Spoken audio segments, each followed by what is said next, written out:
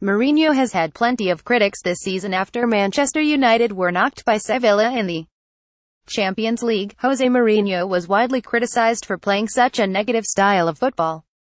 That's not the first time Mourinho has come under scrutiny this season. Although United currently sit a very credible second in the Premier League, their season has been hampered by a series of poor performances, such as that against Sevilla, which saw them dumped out of the Champions League. That means that United can now only the FA Cup this season, and that's not guaranteed considering Spurs and Chelsea are still in the competition. Understandably, Mourinho has been under increasing pressure this season, amid numerous falling outs with players and reports of dressing room unrest. This is nothing new to the Portuguese, however, as despite his unquestionable success as a manager, his spells at clubs often end in acrimony.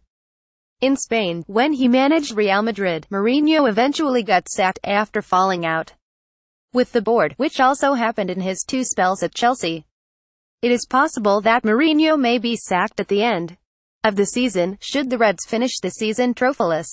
With that in mind, this article lists the 5 main reasons Jose Mourinho could be sacked as Manchester United manager at the end of the season.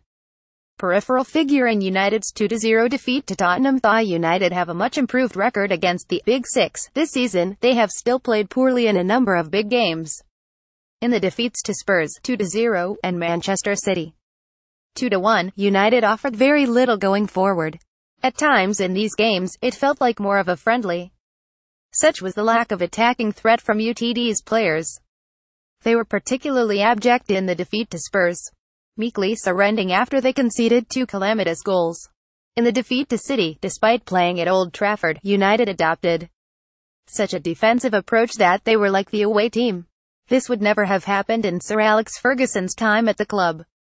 Players have to take some of the blame for the poor results, but Mourinho is arguably even more culpable.